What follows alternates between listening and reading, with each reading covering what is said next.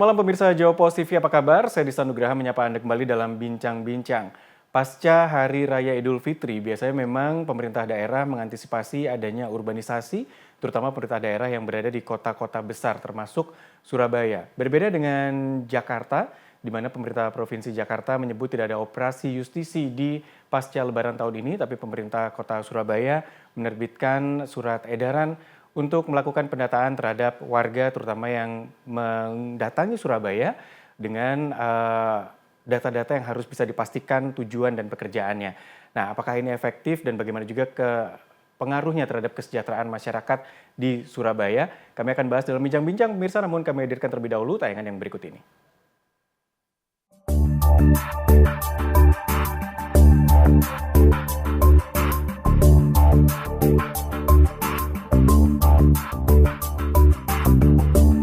Surabaya sebagai ibu kota Provinsi Jawa Timur seakan memiliki magnet tersendiri bagi masyarakat dari berbagai daerah. Hal ini terlihat dari jumlah penduduk Surabaya yang hampir setiap tahunnya meningkat. Bahkan momentum Lebaran seakan menjadi momentum untuk masyarakat dari luar Surabaya melakukan migrasi.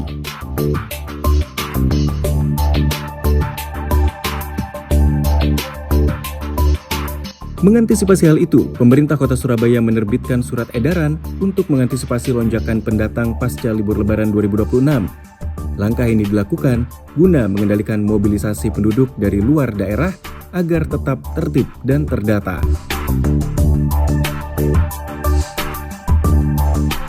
Dalam surat edaran tersebut, pemerintah meminta jajaran kelurahan dan kecamatan lebih selektif dalam menerima permohonan pindah datang dari luar kota sesuai ketentuan yang berlaku.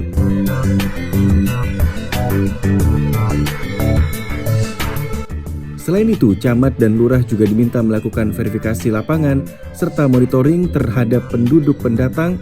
Jika ditemukan data yang tidak sesuai, maka akan dicatat sebagai penduduk non-permanen.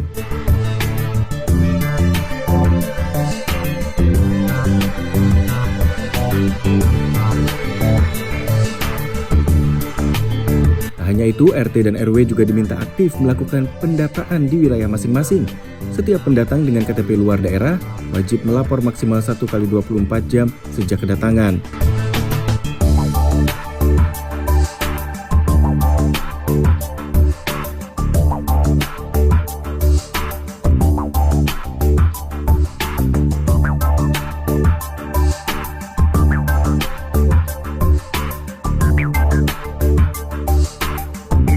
Pemkot Surabaya juga menyediakan layanan pengajuan pindah datang secara daring melalui laman resmi di Spenduk Capil. Wali Kota Surabaya Eri Cahyadi menegaskan pentingnya peran aktif RT dan RW dalam mendata pendatang, termasuk mereka yang tinggal di rumah kos. Menurutnya langkah ini penting untuk menjaga ketertiban administrasi kependudukan sekaligus mencegah lonjakan urbanisasi di Kota Pahlawan.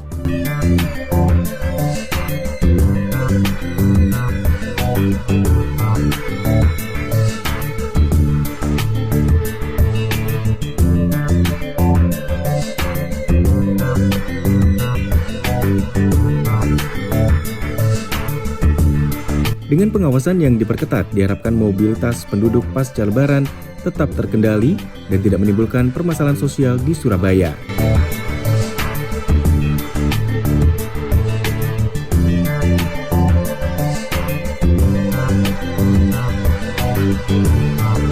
Lantas seberapa efektifkah surat edaran tersebut dalam menekan urbanisasi yang terjadi pasca Lebaran?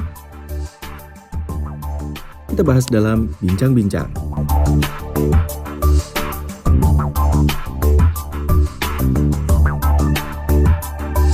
Ya pemirsa, bagaimana sebenarnya kebijakan dari pemerintah Kota Surabaya ketika akan melakukan operasi justisi pendataan penduduk berkaitan dengan pengendalian urbanisasi? Kami akan bahas bersama dengan narasumber-narasumber yang sudah hadir di studio bersama kami. Ibu Ajeng Wirawati yang biasanya saya panggil Mbak Ajeng dari Komisi D DPRD Kota Surabaya. Apa kabar Mbak Ajeng? Alhamdulillah baik, Mas. Baik, dan juga didampingi oleh Dr. Henry, pakar ekonomi dari UNESA. Mas Henry, apa kabar? Alhamdulillah. Ini dari Komisi D dan dari pakar ekonomi. Tentu nanti saya juga akan bahas kaitannya dengan kesejahteraan penduduk di Surabaya. Apakah memang penduduk ber-KTP Surabaya atau mereka yang memang tinggal di Surabaya dan mencari pekerjaan, mencari nafkah di Surabaya. Bagaimana dengan kaitannya dengan urbanisasi ini? Apakah Surabaya ini memang butuh pekerja-pekerja dari luar untuk mendukung sektor perekonomian atau sebenarnya justru memang harus ditegakkan aturan-aturan terkait dengan kependudukan di Surabaya? Usai jeda kami hadirkan perbincangannya untuk Anda pemirsa.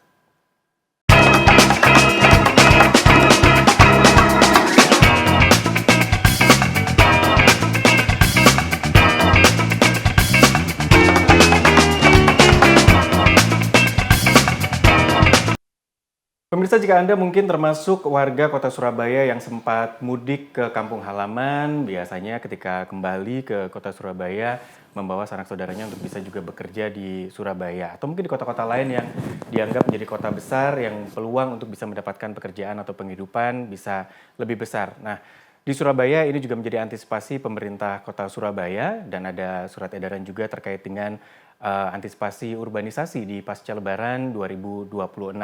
Sebenarnya apa yang diharapkan dari surat edaran ini dan bagaimana juga kaitannya dengan kesejahteraan penduduk? Saya langsung ke Mbak Ajeng terlebih dahulu dari Komisi D DPRD Kota Surabaya. Mbak Ajeng sendiri merasa dari tahun ke tahun kan Lebaran ya beginilah dan selalu ada operasi justisi biasanya yang disebutkan gitu. Betul. Surabaya pun juga ternyata sekarang melakukan kembali. Urgensinya gimana nih Mbak Ajeng melihat? Apakah memang mengkhawatirkan atau berkaitan dengan keamanan, kenyamanan masyarakat kota atau gimana? Iya Mas Dista, jadi ini kan suatu tradisi. Jadi setiap Lebaran tuh pasti akan ada permasalahan baru yang muncul. Seperti tiba-tiba penduduk itu yang mungkin bludak dikatakan seperti itu. Dan ini dikhawatirkan daripada ada pendataan yang bermasalah di kemudian hari, dan harusnya sudah ada pencegahan. Dengan adanya SE tersebut diharapkan pendataan ini bisa lebih berjalan optimal. Dan ini memang sudah ada melalui Permendagri 74 tahun 2022, jadi memang memastikan kategori para pendatang yang masuk di kota Surabaya. Dan situnya memastikan tidak ada warga yang mengajak mungkin sanak saudara, boleh. Tapi dia pastikan sudah punya tempat tinggal dan harus dilaporkan kepada RT dan RW terkait. Yang permasalahan yang tadi disampaikan Mas Dista itu mungkin dikhawatirkan pada selepas Lebaran tingkat kriminalitas semakin naik ya. Seperti apa? Ya, kita juga memastikan para mungkin tidak hanya RT RW juga bisa menggandeng indekos ya supaya benar-benar melakukan pendataan siapa saja warga baru dan dipastikan setiap RT RW juga mengantongi minimal data KTP-nya para pendatang tersebut. Ini nggak menimbulkan kesan bahwa kayaknya jadi Surabaya nih enggan untuk menerima warga dari luar untuk bisa tinggal di Surabaya gitu nanti kesannya. Karena nanti kalau ada data yang tidak lengkap atau dianggap tidak ada tujuan yang jelas, dipulangkan gitu ke kampung halamannya gitu. Kesannya kayak menolak kehadiran mereka akhirnya. Iya, dari Permendagri 74 tahun 2022 ini kan ada 4 kategori. Yang pertama pekerja formal yang dipastikan sudah dari perusahaannya sudah linear dan juga dilaporkan kepada dinas yang terkait oleh pemerintah Kota Surabaya. Kemudian yang kategori kedua yaitu para pekerja informal. Jadi Kota Surabaya terbuka para pekerja informal yang mungkin dari segala bidang ya, aspek baik PK 5 ataupun yang di atasnya boleh berusaha di kota Surabaya tapi juga harus melaporkan tempat tinggal. Seperti itu. Dan tempat tinggal ini diharapkan permanen. Jadi tidak harus mempunyai KTP ke kota Surabaya, tapi harus dilaporkan. Kemudian yang ketiga yaitu kategori para yang tadi disampaikan oleh Mas Dista, yaitu mungkin masyarakat yang tidak punya NIK. Nanti akan dipulangkan oleh Liponsos bekerjasama dengan Dinsos dari provinsi. Seperti itu. Yang terakhir yang pastinya dari sanak saudara. Mungkin dari warga kota Surabaya yang membantu keluarganya harus benar-benar memiliki tanggung jawab. Dan juga harus tetap sinergi dengan para RT RW setempat. Jadi bukan berarti close sama sekali, tapi ada aturan-aturan yang harus dijalankan begitu ya, Mbak Ajeng. Saya ke Mas Henry kalau gitu. Mas Henry ngelihat Surabaya dengan urbanisasinya, kalau saya lihat data dari kependudukan di Spenduk Capil itu memang dari tahun ke tahun progresnya memang menurun. Dari 6 ribuan, 5 ribuan gitu. Tapi sebenarnya kalau Mas Henry melihat sendiri kaitannya dengan kesejahteraan kan banyak yang datang ke Surabaya, jualan, ekonomi jalan dan sebagainya. Ini kan sebenarnya ada sisi positif dan negatif juga. Gimana Mas? Jadi urbanisasi yang terjadi misalnya ketika pasca Hari Raya, ini kan sebenarnya cerita lama dan rutinan. urbanisasi pun itu tidak hanya terjadi pasca hari raya. Kapanpun bisa kapan terjadi. aja gitu ya. Apalagi sekarang banyak faktor yang mendukung itu. Misal ongkos transportasi yang murah, biaya transportasi yang murah. Nah, itu salah satunya. Itu bisa menjadi hal urbanisasi ini bisa dilakukan kapanpun. Akses lebih gampang Akses, gitu ya. sarana transportasi udah semakin banyak. Namun pada dasarnya ketika Surabaya dibanjiri kaum urban ya, itu sebenarnya merupakan sebuah respon dari pendapatan. Respon dari pendapatan seperti apa? Ketika kita tahu Surabaya ini kan sektor unggulannya itu perdagangan jasa industri manufaktur. Sedangkan daerah di sekitar Surabaya ini masih banyak bertumpu pada sektor pertanian. Nah, sehingga orang akan melihat karena tenaga kerja ini adalah faktor produksi dalam teori ekonomi, teori pertumbuhan ekonomi, manusia ini faktor produksi yang sifatnya mobile. Mereka akan bergerak kemana upah itu tinggi. Ya, betul. Sehingga daerah-daerah yang upahnya rendah masuklah ke Surabaya. Ditinggalkan. Ditinggalkan nih, sektor pertanian mulai tinggalkan, masuk ke Surabaya. Masalah yang terjadi kalau kita lihat data secara global makro Jawa Timur dulu ya. Mereka ini tentu akan banyak di sektor informal, 61% tenaga kerja Jawa Timur itu sektor informal. Nah, dan yang menarik ada dua hal kalau kita potret lebih jauh itu. Yang pertama, sektor informal yang paling besar bayarannya, gajinya, kalau kita lihat data statistik, itu di Surabaya, 3 juta sekian rata-rata, 3,2 juta sekian. Dibandingkan daerah lain, Surabaya paling tinggi. Ini kan magnet gitu ya. Pendapatan ini kan magnet yang besar gitu, gaya gravitasinya Surabaya ini besar nih bagi kaum urban nih. Nah, yang kedua yang menarik, banyak sektor informal sekarang itu 61 sekian persen dari pekerja, 68% malah. Kalau di data BPS itu pekerja informal ini banyak perempuan. Oke. Dan ini seperti yang Bu Ajeng tadi sampaikan, tidak hanya orang yang bekerja di sektor formal, tapi informal yang sifatnya tidak dibayar atau dibayar berapapun, dia sifatnya membantu keluarga. Muncullah mereka ini membawa keluarga dari desa ke Surabaya, dari daerah lain ke Surabaya. Mungkin keluarganya di sini sebagai kaki lima tadi yang dijelaskan. Mungkin dia bantu dalam penjualannya. Dia bayarannya tidak seberapa sebenarnya. Cuma ada rasa secara psikologis mereka ini dalam tanda kutip yang penting bekerja. Karena ada tambahan penghasilan. Tambahan di sana, penghasilan gitu ya. berapapun itu. Kalau kita lihat data, memang banyak perempuan sekarang sektor informal di Jawa Timur. Ini perlu kita ulik lebih dalam dan ini persoalan loh ini sebenarnya yang dibiarkan. Karena mau tidak mau yang namanya perempuan ini rentetannya nanti panjang lah. Ya, seperti itu. Karena memang magnet utamanya jelas gitu ya untuk bisa mendapatkan penghasilan. Kalau tadi Mas Henry sebut datanya bahwa banyak yang perempuan memang akhirnya menyokong penghasilan yang ada, harapannya mungkin dari pihak suaminya juga sudah memiliki pendapatan yang lainnya. Lalu bagaimana dengan lapangan pekerjaan ini akhirnya? Apakah di Surabaya akhirnya jadi berebut peluang untuk bisa mendapatkan pekerjaan atau peluang untuk bisa berwirausaha? Nah, karena banyak juga yang datang dari wilayah lain di luar Surabaya. Kami lanjutkan usai jeda pemirsa.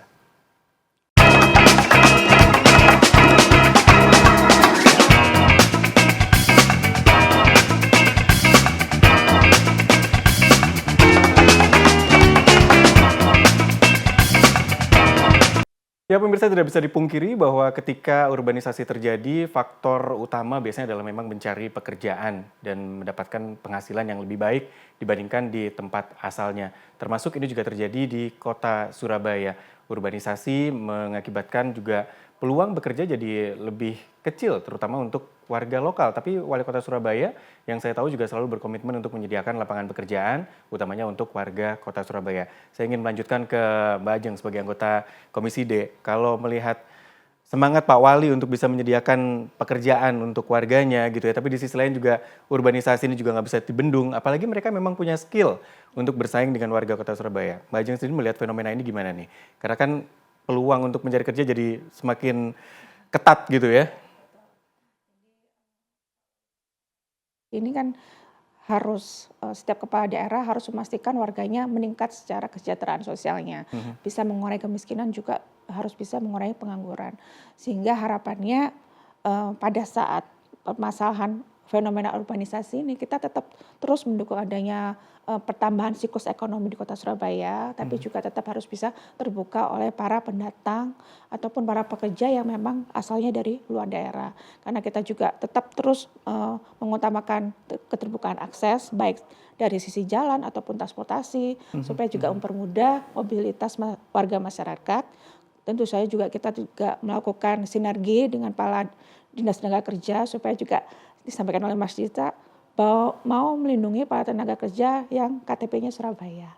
Dan kan memang tadi ketat sekali ya para warga dari luar daerah seperti dikatakan oleh Mas Henry karena UMK-nya Kota Surabaya cukup tinggi akhirnya menjadi jujukan oleh para urban-urban di sekitarnya. Tetapi kita juga tidak boleh menutup akses, tapi juga kita menambahkan nilai kompetensi dengan banyaknya pelatihan vokasi yang memang khusus KTP Surabaya bisa diakses secara gratis.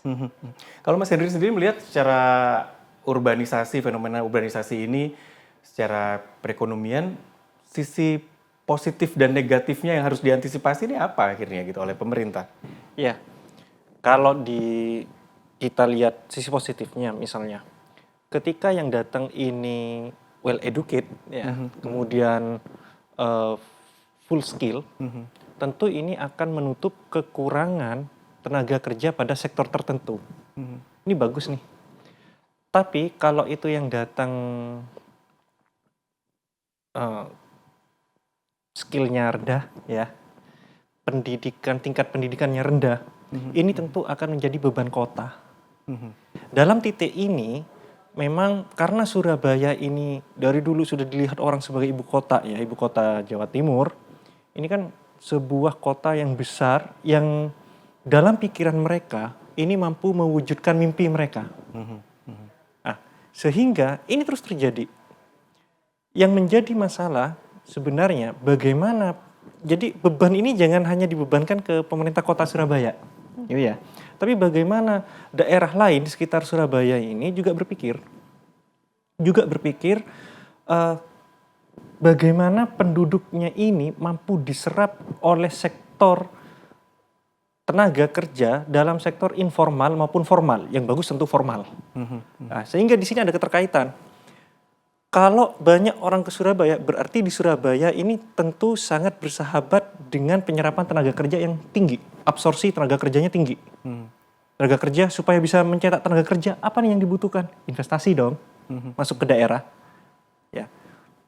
Harapannya memang daerah sekitar Surabaya ini mampu meniru Surabaya, di mana ini betul-betul friendly lah dengan investor gitu ya. Jangan sampai Surabaya ini mendapat beban terus-menerus. Karena apa? Yang dikhawatirkan adalah oversupply dari tenaga kerja. Sehingga apa? Kalau sudah oversupply tenaga kerja, manusia banyak nggak bekerja, akan banyak masalah muncul, masalah sosial, kriminal, bahkan tidak menutup kemungkinan gesekan antar warga asli dengan pendatang. Ini bisa saja kecemburuan ekonomi ini bisa saja terjadi gitu ya. Berawal dari kesenjangan kesejahteraan itu. Tentunya ada kesenjangan pendapatan yang berbeda.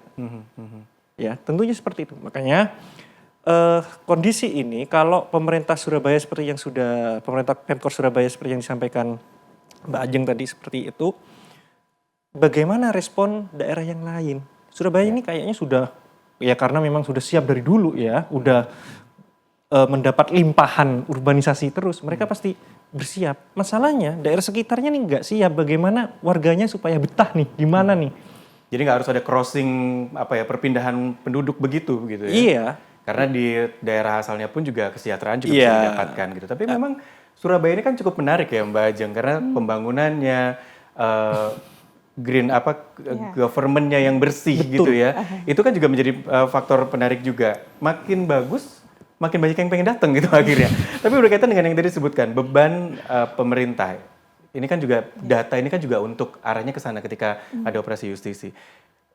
Apakah anggaran dari pemerintah Kota Surabaya ini tidak diperkenakan digunakan oleh yang tidak ber-KTP Surabaya kan enggak? Ini akhirnya gimana untuk mappingnya ini Mbak Ajeng?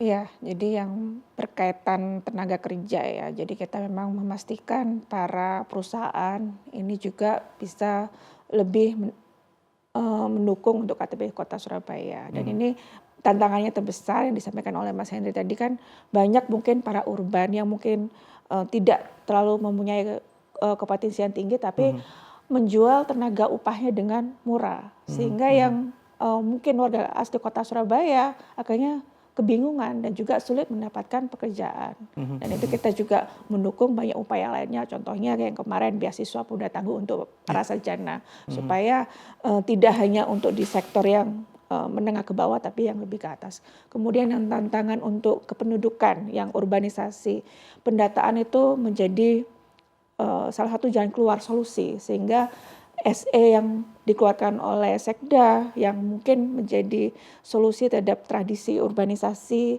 melonjaknya angka penduduk ya kota Surabaya, dan ini juga diharapkan juga mengurangi kriminalitas seperti yang kita lihat tahun lalu suatu kos-kosan di kota Surabaya ada terjadi mutilasi yang memang di sebuah kos-kosan.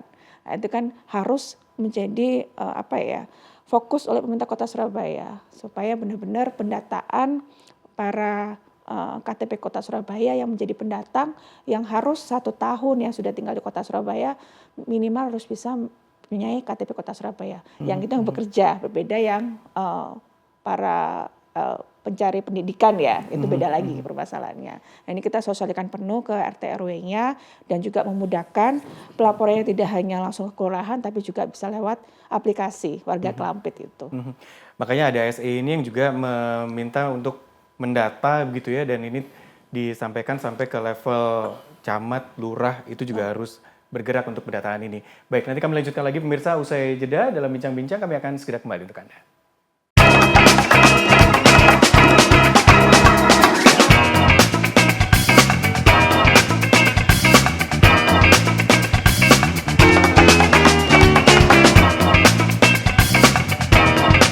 Kembali dalam bincang-bincang, pemirsa masih membahas terkait dengan fenomena urbanisasi pasca Idul Fitri. Oh, tadi saya bersama dengan Mas Henry, pakar ekonomi dari UNESA, sudah menyebutkan beberapa bahasan terkait dengan pekerja di sektor formal. Tapi bagaimana dengan yang informal? Mereka datang ke kota besar seperti Surabaya untuk mungkin akhirnya melihat peluang untuk berjualan, membuka lapak dagangan secara kaki lima misalnya. Apakah ini menjadi sesuatu yang sebenarnya baik untuk disambut atau justru akan menjadi gangguan begitu? Mas Henry mungkin bisa melihat. Secara ekonomi mungkin bagus gitu ya.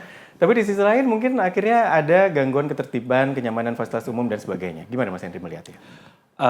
Fenomena meningkatnya pekerja informal ini menarik, apalagi dengan munculnya dunia digital. Sehingga pekerja informal ini nanti terbagi dua. Antara mereka yang pekerja informal yang memang unskill sama yang high skill. Nah, ini menarik. Makanya tadi ketika pemerintah Surabaya mengadakan pendataan, harapan saya selaku peneliti ya, data ini tidak hanya berhenti, oh ini bekerja di sini, enggak. Tapi data ini merupakan bahan bakar bagi kajian lanjutan. Karena apa? Di kota besar seperti Jakarta, Surabaya, sektor informal itu pekerjanya mulai banyak gig worker.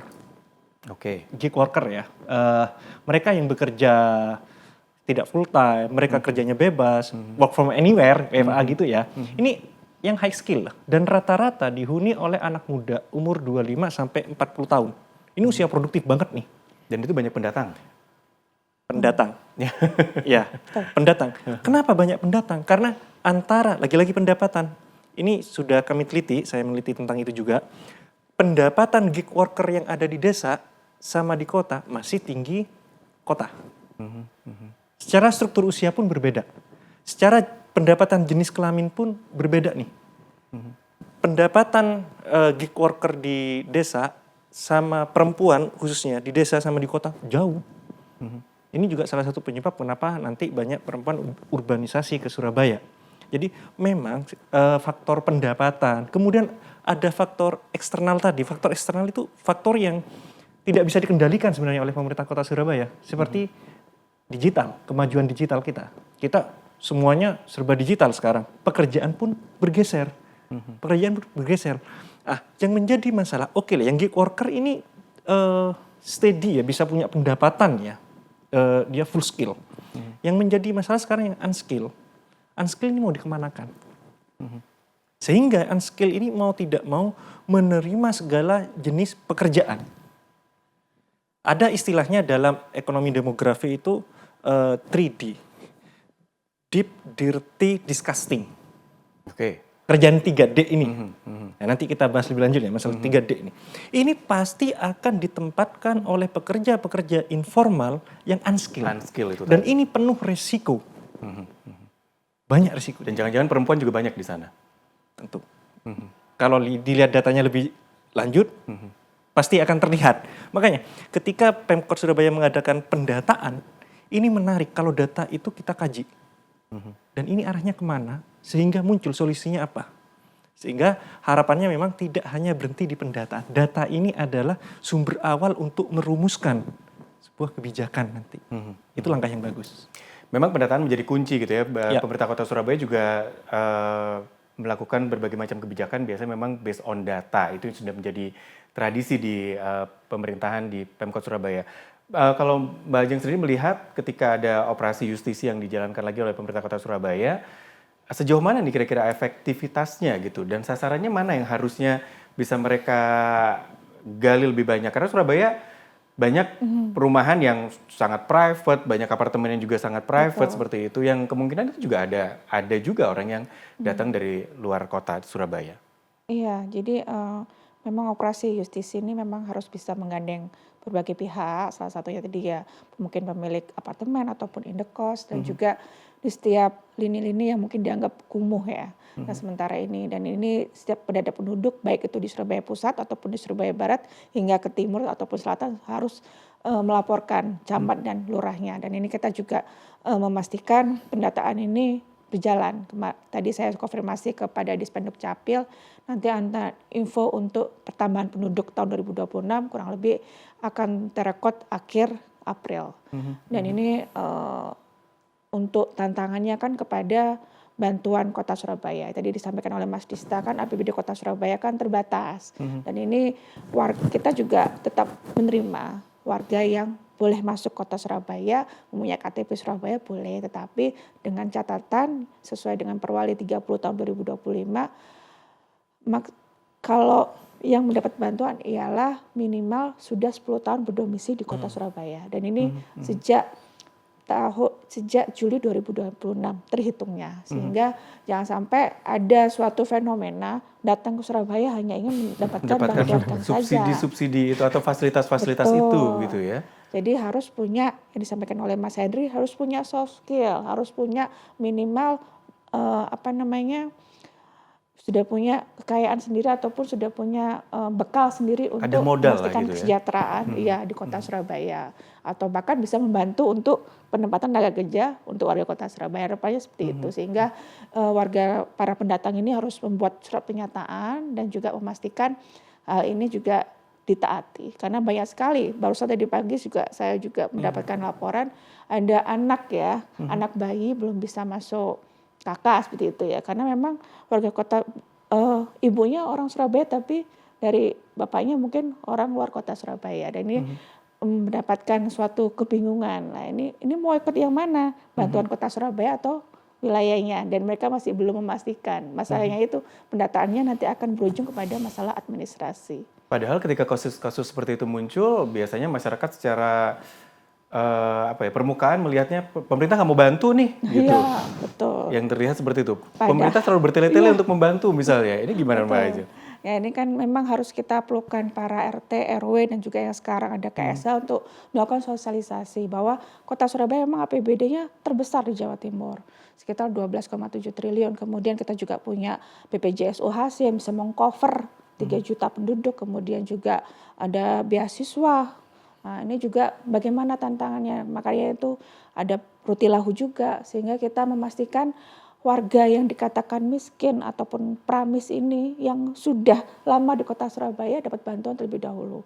Jangan sampai kita sebagai dewan ya menemukan ada warga yang sudah lama 20 tahun di Kota Surabaya tapi hidup dengan lingkungan mungkin 2 kali 1 meter tapi tidak pernah dapat bantuan karena mungkin dari pihak RT RW-nya kurang melakukan administrasi pada warganya. Itu.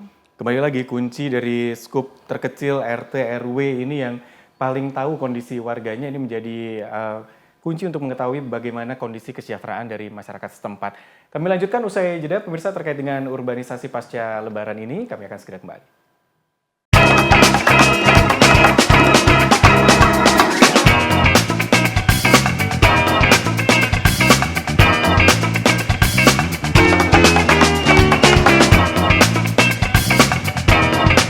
Kembali dalam bincang-bincang pemirsa, urbanisasi pasca Lebaran memang kalau bicara urbanisasi bisa terjadi kapan saja, tapi di saat bicara pasca Lebaran mungkin sasarannya akhirnya banyak orang-orang yang datang ke sebuah kota besar termasuk Surabaya untuk mengadu nasib mencari pekerjaan dari sektor non-formal. Apakah memang kondisinya seperti itu? Saya ke Mas Henry lagi.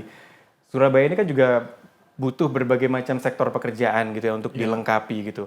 Tapi memang ketika bicara urbanisasi pasca Lebaran, ini kan dari zaman Presiden kita Pak Harto sampai sekarang Terjadi. rasanya memang terjadi. Mungkin kalau dulu rasanya kental sekali memang fenomena itu, meskipun kalau sekarang mungkin sudah agak lebih landai gitu ya. Tapi di sisi lain memang apakah ketika urbanisasi pasca Lebaran itu banyak warga yang datang ke kota besar itu untuk sektor yang non formal? Ya, sebenarnya semua orang ya ketika dia berangkat ke kota besar itu untuk mewujudkan mimpinya. Dan pasti tujuan utamanya adalah kesejahteraan, mendapatkan upah layak, mampu mensejahterakan keluarga di tempatnya. Namun demikian, seiring dengan bertumbuhnya zaman, berkembangnya zaman, koridor untuk mencapai itu semakin sempit jalannya. Sehingga muncullah seleksi bagi tenaga kerja ini. Ada formal, ada informal. Informal pun sekarang semakin sempit juga. Mana kita yang mempunyai akses teknologi, mampu menguasai teknologi di sektor informal, bagus nih. Bisa nih. Masuk ke sektor informal yang memang pendapatannya tinggi. Tapi bagi mereka yang tidak bisa masuk ke sektor informal, yang berpendapatan tinggi, yang full skill kayak gitu, ya tentu konsekuensinya dia harus menerima dengan gaji yang rendah. Nah, kenapa ini terus terjadi ya? Karena mereka meskipun gaji rendah, mereka tetap akan berangkat ke Surabaya misalnya. Karena apa? Surabaya lebih menjamin mereka daripada daerah asalnya. Di Surabaya mereka meskipun, mohon maaf, mungkin tempat tinggalnya, kehidupan sehari-harinya mungkin tidak sebagus di daerahnya, tapi mereka masih punya uang. Di sana masih ada harapan mendapatkan uang tiap harinya daripada mereka di kampungnya. Ya. Jadi memang faktor pendapatan tentunya ini menjadi faktor yang memang luar biasa, menjadi daya tarik. Sebentar, tapi meskipun upahnya mungkin jadi upah rendah ketika yang didapatkan di Surabaya pun. Meskipun itu upah rendah, karena ada faktor psikologi yang dari artikel yang saya baca, ada faktor psikologis gini. Ini tentang behavioral economic, perilaku ekonomi ya. Ada perilaku di daerah tertentu, mereka itu senang ketika dikatakan kerja di kota besar, di Jakarta, Surabaya. Secara psikologis lebih membanggakan sepertinya Iya. gitu ya. Contoh misalnya, ada sektor pekerjaan itu mereka misalnya, kalau di daerahnya sendiri, mereka itu nggak mau nih kerja di sektor kuliner tertentu. Tapi kalau di Surabaya, mau mereka nih. Fine, nggak masalah. Fine, gitu nggak ya. masalah, nggak masalah. Karena apa? Di sini ada katakanlah seperti sebuah gengsi gitu ya, yang mereka katakan. Ketika mereka ditanya, kamu kerja di mana? Di Surabaya. Ya, karena apa ya? Ya itulah konsekuensi dari ketidakseimbangan pembangunan pada masa lalu. Sehingga pembangunan ini bertumpu pada satu wilayah. Surabaya ini menjadi wilayah yang luar biasa pesat. Daerah yang lain tertinggal. Ya, nggak usah jauh-jauh lah daerah sekitar Surabaya ya. Kalau mungkin Gresik, Sidoarjo masih ngikutin ya. Di luar itu agak susah. Boleh dilihat nanti datanya, kaum urbannya nih banyak dari mana nih? Apakah linier, jumlah kaum urban yang banyak ini, apakah linier dengan kondisi pembangunan di daerah asalnya? Biasanya kalau daerah asalnya semakin kacau gitu ya, gak ada investor, gak ada apa, itu semakin banyak yang urban nih ke Surabaya nih. Ya. Akhirnya bahasanya rantau gitu ya. Rantau bahasanya ya. Sehingga sebenarnya beban yang seharusnya menjadi beban daerah asal, itu biaya, itu sudah biaya ekonomi tinggi itu. Biaya ini dilimpahkanlah ke Surabaya. Beruntung Surabaya punya PAD yang tinggi untuk membiayai itu. Ya, Beruntung. Nah, inilah yang kita khawatirkan memang ketika seiring dengan perkembangan pembangunan, tapi ada satu wilayah yang tertinggal pembangunannya dan itu sangat berdekatan dengan Surabaya misalnya. Ini akan menjadi beban. Karena ada ketimpangan itu ya. Ketimpangan Kalau usah jauh-jauh mungkin dari lingkup Surabaya Raya atau dari sisi Iya. Jawa Timur pun itu sudah menjadi peluang untuk terjadinya urbanisasi. Tapi saya Iya. ke Mbak Ajeng sendiri di Komisi D yang juga membidangi kesejahteraan masyarakat ini, fenomena urbanisasi ini apa yang menjadi perhatian khusus di sana? Apa yang diantisipasi atau apa yang akan ditagih ke dinas-dinas untuk bisa mencegah supaya Surabaya tetap nyaman gitu lah ya, gitu supaya nggak menjadi kriminal misalnya seperti itu.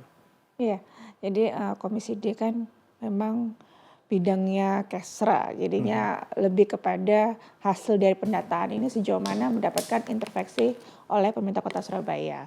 Salah satunya pendidikan, kesehatan, sosial dan sebagainya.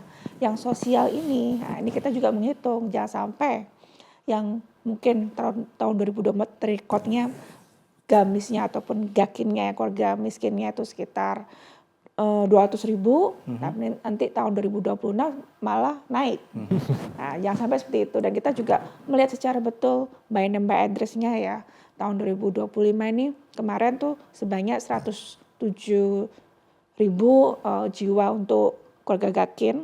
Nah ini sejauh mana yang sudah dapat intervensi, baik itu intervensi secara tilahu supaya mereka bisa fokus tinggal layak, kemudian juga intervensi bantuan UMKM dan juga modal harus benar-benar bisa mengentaskan dari kemiskinan. Jadi setiap tahun kita juga ada target kepada dinas-dinas terkait, tidak hanya dari tingkat penurunan tingkat pengangguran, tapi juga peningkatan kesejahteraan dan juga penurunan untuk keluarga kemiskinan itu tadi.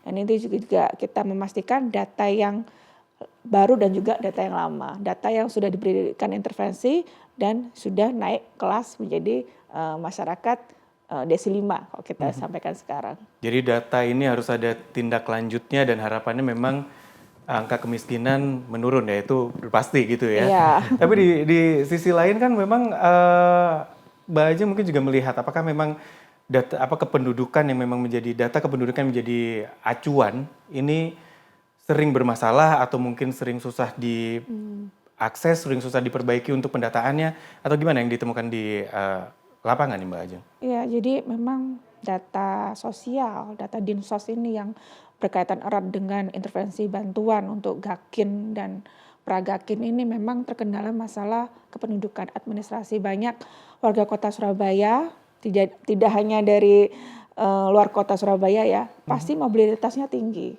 Sehingga tidak menutup kemungkinan yang awalnya pastinya kota Surabaya tidak mempunyai tempat tinggal, akhirnya mengkos antara satu kelurahan pindah ke kelurahan lainnya. Dan itu mengakibatkan tidak tercatat kepada administrasi kependudukan. Sehingga lolos dari intervensi bantuan kemiskinan itu tadi. Sehingga para keluarga gakin ini menyampaikan pada kelurahan, menyampaikan ke dewan, saya pernah dapat bantuan BLT tapi tetap putus, bagaimana? Ternyata di cross check oleh pihak kelurahan, oleh Kasih Kesra, ternyata beliau belum melaporkan bahwa setelah pindah alamat, belum memperbarui KTP-nya. Dan ini memang berkaitan erat mengenai masalah kependudukan. Dan juga kita juga membutuhkan dukungan ya para pemilik kos. Kadang sekali kita juga memastikan alamatnya tersebut mau menjadi alamat para pemilik KTP. Karena kendala itu seringkali mendapatkan permasalahan sosial. Jadi harus NIK-nya boleh pakai KTP yang kos tapi harus tambahan biaya, itu jangan sampai lah. Tadi kita juga tetap mengatur sedemikian rupa, tidak hanya masalah intervensi, masalah pencatatan pendataan, tapi juga bagaimana mengatur hunian layak untuk para KTP Kota Surabaya. Penting karena memang kadang-kadang permasalahan muncul seolah-olah memang ada hambatan, padahal mungkin dari warganya sendiri yang juga belum proaktif untuk melakukan perubahan pendataan tersebut, begitu pemirsa. Nah, bagaimana juga warga memandang urbanisasi ini? Nanti saya akan lanjutkan di sesi berikutnya, usai jeda.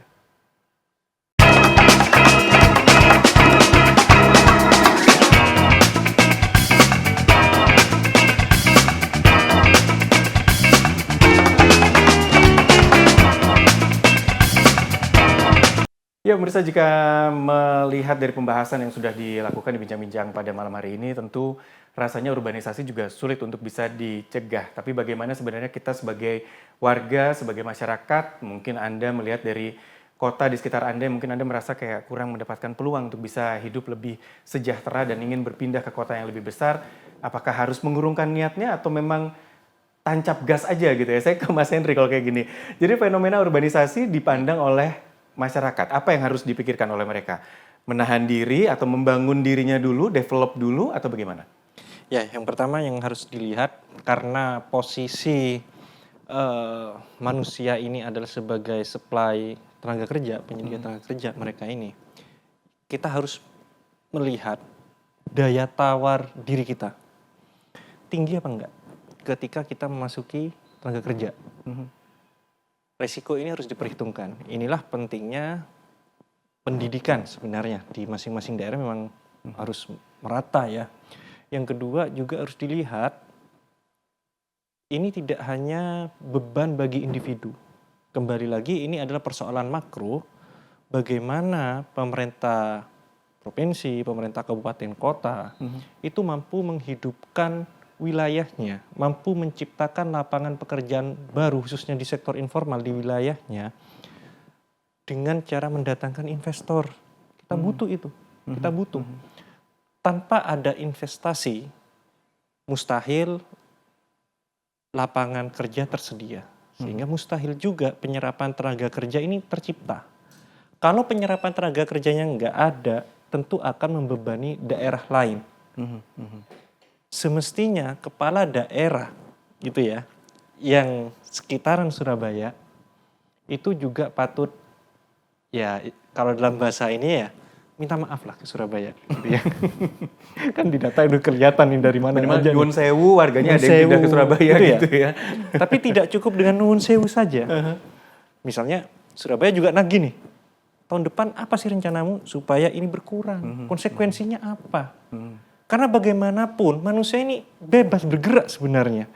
Bebas bergerak. Ini mobilitas penduduk. Nggak ada aturan yang dilanggar. Nggak gitu ada. ya. Ini mobilitas tenaga kerja ini luar biasa. Cuma seandainya di daerah tadi itu ada kesejahteraan yang terjamin, kalau tidak bisa menjamin kesejahteraan secara formal melalui pekerjaan formal, mungkin jaring pengaman sosialnya bagus tuh seperti Surabaya tuh, gitu ya, jaminan kesehatan, pendidikan Dari pemerintah setempat gitu ya. pemerintah setempat. Jangan heran ketika banyak kaum urban itu di Surabaya akhirnya berbondong-bondong juga pingin punya KTP Surabaya. Betul. Karena itu juga apa? fenomena gitu ya. Fenomena ingin menikmati fasilitas yang diberikan oleh pemerintah kota Surabaya. Dan yang saya lihat memang sangat bagus gitu ya. Kartu sakti. Kartu Ya, sakti jadinya. luar biasa fasilitasnya. Siapa yang nggak ingin itu? Di satu sisi pemerintah kota Surabaya sudah banyak berinovasi. Satu sisi banyak yang antri ingin menikmati inovasi tersebut. Inilah kenapa ya lagi-lagi ketimpangan good governance-nya terlihat, ketimpangan investasinya terlihat di sini. Akhirnya jangan sampai semua ini berbondong-bondong ke Surabaya. Koridor penyerapan tenaga kerjanya semakin sempit. Itu yang bisa saya sampaikan. Jadi bisa dikatakan bahwa pembangunan sebuah kota semakin bagus, konsekuensinya juga ancaman urbanisasi juga ada di membayangi di belakangnya gitu ya pasti. Ada. Saya ke Mbak Ajeng kalau gitu, kalau pemerintah sekarang masih akan melakukan operasi justisi gitu ya pasca Lebaran, dari Komisi D sendiri apa yang ingin diperhatikan dari proses operasi ini supaya bisa ya berhasil dan bermanfaat gitu ya? Iya, jadi untuk operasi justisi ini diharapkan benar-benar bisa merangkum segala pencatatan dari segala lini kota Surabaya yang memang cukup luas dan banyak penduduknya, yang juga bisa ditambahkan untuk fasilitas tidak hanya satu pintu RT, RW, KSH-nya mungkin, tapi bisa langsung mandiri secara digitalisasi supaya warga bisa saling melaporkan dengan mudah, dengan tidak tidak takut. Kadang-kadang kan mungkin repot, tidak sempat untuk melaporkan ke RT RW setempat. Jadi harus dibuka kanal khusus dan memang aksesnya bisa mudah dijangkau oleh warga kota lainnya. Dan juga harapannya juga lebih humanis ya. Kalau memang dilakukan seperti kemarin di Genteng, harus benar-benar dicek secara jamnya, tidak terlalu malam, tapi juga bisa disesuaikan oleh keadaan setempat seperti itu, tidak memicu keramaian dan juga memastikan humanis lebih diterapkan. Kemudian juga para pemerintah kita sebagai legislatif juga mengingatkan sinergi harus dilakukan kepada provinsi dan juga pusat, bahwa memang disampaikan oleh Mas Henry, pemerataan pembangunan itu sangat penting. Apalagi ini bicara urbanisasi, nggak mungkin kita bicara satu kota aja gitu ya. Betul, jangan sampai ketimpangan ini dibiarkan. Jangan sampai tidak hanya provinsi di Jawa Timur hanya terpusat di kota Surabaya. Kemarin sudah ada di Banyuwangi dan sebagainya. Dan ini harapkan juga tetap bisa mendapatkan dukungan supaya tidak terkumpul di kota Surabaya saja. Dan juga kita mengingatkan kepada warga ya bahwa operasi justisi ini memang tidak hanya untuk melakukan dukungan pada pemerintah untuk pencatatan, intervensi ataupun sebagainya, tapi lebih kepada pelindungan kita sebagai warga kota Surabaya. Jika kita melaporkan mungkin kanan kiri tetangga kita yang memang warga baru yang kita mungkin tidak kenal, ini juga bisa membantu mengurangi kerisauan mengenai kriminalitas ke depan seperti itu. Tapi risau nggak sih APBD Surabaya dengan adanya urbanisasi ini? APBD Kota Surabaya Atau kita aman-aman aja? harus lihat naik lah. Soalnya investasi harus tetap naik, tapi juga tenaga kerja kita juga tetap bekali terus dengan pelatihan dan juga kompetensi yang tinggi. Karena ujung-ujungnya kan pengen mensejahterakan masyarakat di Surabaya ini nggak cuman yang berKTP Surabaya, tapi memang yang berada di Surabaya ini bisa merasakan kesejahteraan itu kan Mbak Ajeng? Iya, tentu saja juga kita melengkapi dengan transportasi dan hunian layak supaya nanti juga benar-benar bisa terrecord dan juga terkendali ya. Baik segala pendatang yang masuk kota Surabaya secara sampaikan oleh Mas sendiri bisa mendapatkan ekonomi yang lebih tinggi dan juga bisa turut peduli terhadap keamanan sekitarnya dan juga bahkan menaikkan siklus ekonomi di wilayah kota Surabaya. Baik, terima kasih Mbak Ajeng dari Komisi D DPRD Kota Surabaya dan juga Mas Henry dari UNESA. Terima kasih untuk ulasannya terkait dengan fenomena urbanisasi pasca Lebaran ini, pemirsa. Tidak dilarang, tidak ada aturan hukum yang melarang masyarakat berpindah dari satu kota ke kota lain, tapi jangan lupa juga untuk melakukan proses pendataan penduduk yang sesuai dengan aturan dari pemerintah setempat. Saya Disa Nugraha pamit undur diri. Selamat malam. Sampai jumpa.